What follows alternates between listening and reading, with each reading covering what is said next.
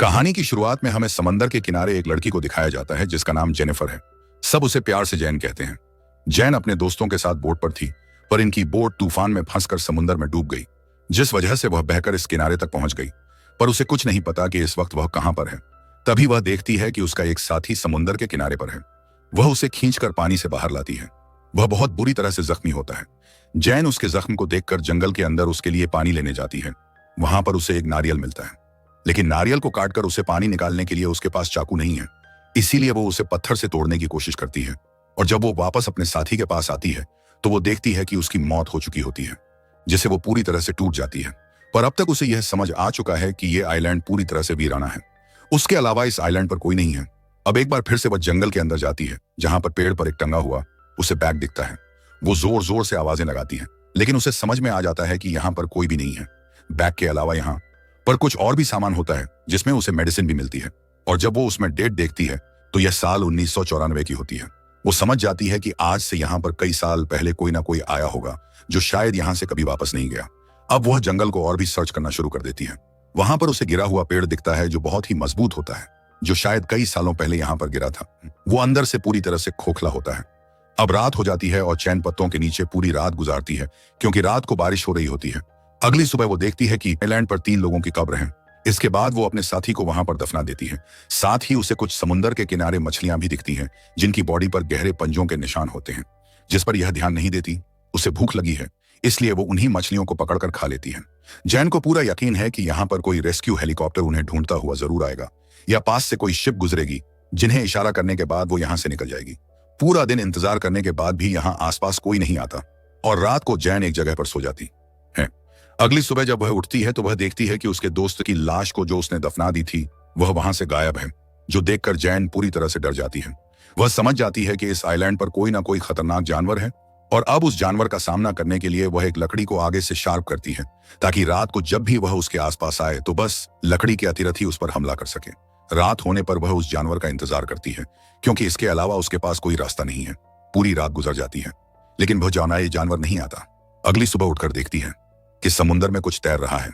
जैन तैरते हुए उस चीज के पास जाती है, जो कि एक सूटकेस होता है, और जब वो उस सूटकेस को लेकर वापस आ रही होती है तभी उसकी नजर समुद्र के तल पर पड़ती है, जहां पर बहुत बड़ा गड्ढा होता है।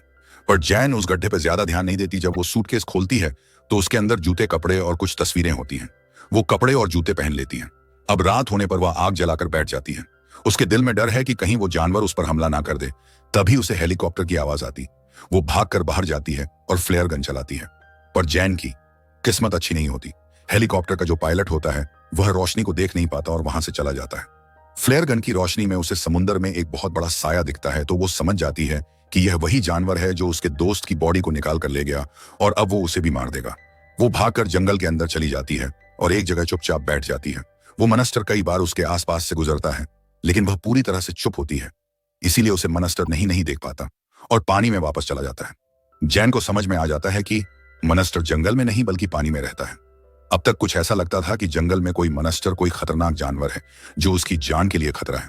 इसके बाद सूटकेस के अंदर जो उसे फोटो मिली थी वो फोटोज को देखती है, जिससे उसे पता चलता है कि ये एक फैमिली थी जो आइलैंड पर आई थी। वो एक फोटो में एक बच्चे के पीछे आंखें भी देखती हैं, और ये आंखें उसी मनस्टर की थी। अब जैन डिसाइड करती है कि आज किसी भी कीमत पर वो उस आइलैंड से निकल जाएगी, क्योंकि रात होने तक अगर वो यहाँ पर रुकी तो वो मनस्टर दोबारा आएगा और इस बार वो उसे खत्म कर देगा। वो सूटकेस के अंदर लाइफ जैकेट को रखकर पानी के अंदर जाती है, ताकि सूटकेस फ्लोट हो जाए, जिसके सहारे वो यहाँ से निकल जाए। पर जब वो पानी के अंदर जाती है तो सूटकेस खुल जाता है, जिस वजह से वो फ्लोट नहीं हो पाती, और अब ना चाहते हुए भी चैन को वापस आइलैंड पर आना पड़ता है। रात होने से पहले वो उसी मजबूत खोखले पेड़ के अंदर चली जाती है, क्योंकि उसे पता है कि रात होने पर मनस्टर दोबारा आएगा और उसे पूरे जंगल में ढूंढेगा। ये सोचते सोचते उसकी आंख लग जाती है, और आधी रात को उसे एक हलचल सुनाई देती है, जिससे वो समझ जाती है कि मनस्टर असल में मनस्टर को पता चल गया होता है कि वो पेड़ के अंदर छुपी हुई है। वो पेड़ पर कई बार हमला करता है, लेकिन पेड़ बहुत मजबूत होता है, जिस वजह से वो पेड़ को पूरी तरह से नहीं तोड़ पाता और वापस समुद्र में चला जाता है।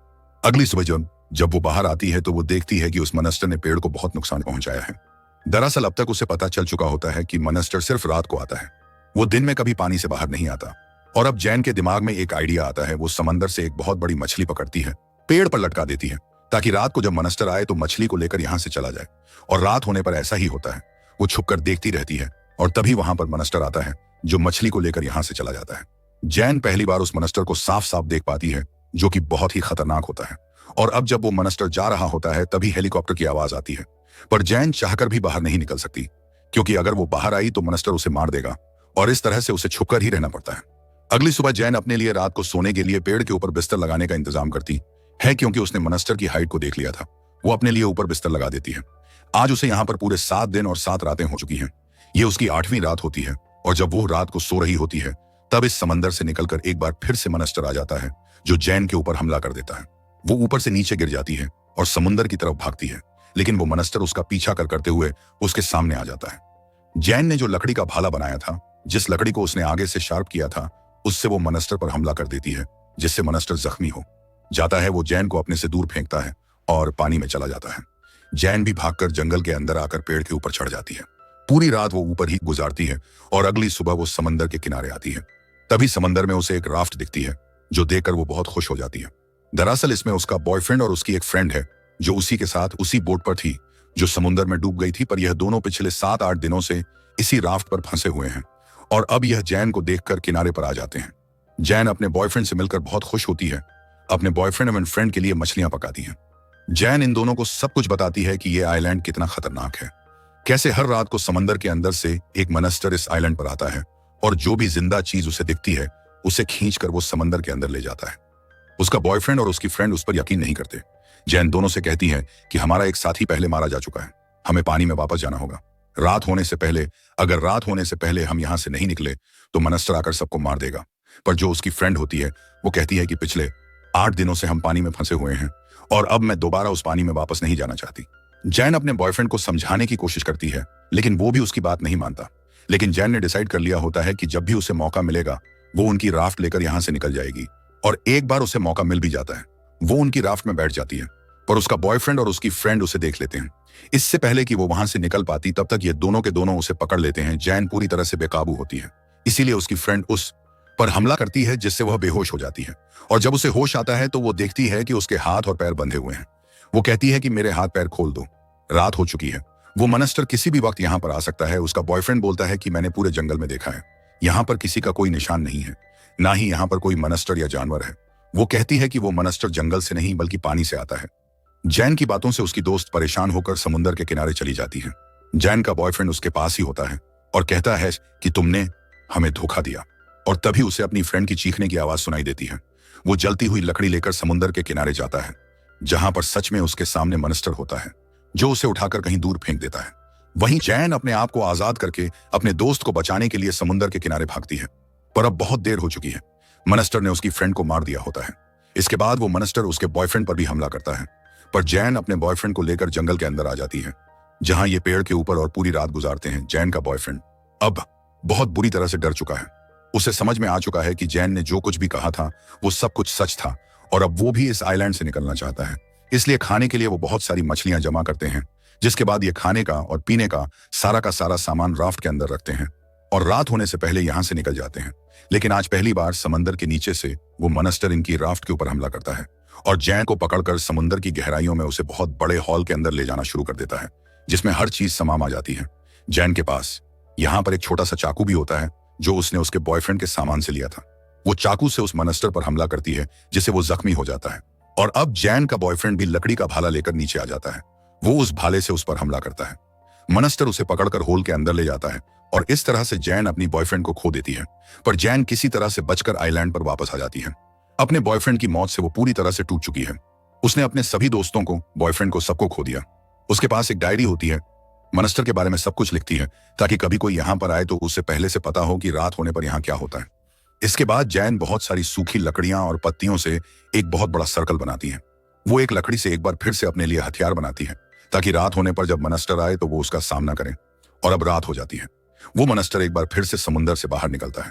वो बहुत गुस्से में होता है, क्योंकि जैन ने उसे कई बार जख्मी किया है। और अब वो मॉन्स्टर उस सर्कल के अंदर आ जाता है, जिसे उसने लकड़ी और सूखी पत्तियों से बनाया है। यहाँ पर को आग लगा देती है और मॉन्स्टर इसके अंदर फंस जाता है, जिसके बाद वो चाकू से और लकड़ी के बाले से कई बार उस मॉन्स्टर के ऊपर हमला करती है। वो मॉन्स्टर भी उसके ऊपर हमला करता है। ये दोनों के दोनों पूरी तरह से जख्मी हो जाते हैं और अब उसे वो मॉन्स्टर मारने वाला होता है। तभी वो अपनी लकड़ी के बाले से उसके दिल पर हमला कर देती है, जिसे वह मनस्टर मारा जाता है और उस तरह से मनस्टर की मौत हो जाती है। वो मनस्टर के सर को अपने पास रख लेती है ताकि वह सबको यकीन दिलवा सके कि यहाँ पर एक ऐसा मनस्टर था जिसका उसने शिकार किया है। और अब वो उस मनस्टर का सर लेकर उस राफ्ट की तरफ जाती है, मतलब कि वो उस राफ्ट के जरिए से इस आइलैंड से निकलने वाली है। वहीं हमें आइलैंड को दिखाया जाता है जो पूरी तरह से जल रहा होता है। हो सकता है कि आइलैंड की आग को देखकर कोई ना कोई यहाँ पर आ जाए और जैन को, जो कि आसपास राफ्ट में होगी, उसे बचा ले। इसी के साथ इस मूवी का एंड हो जाता है।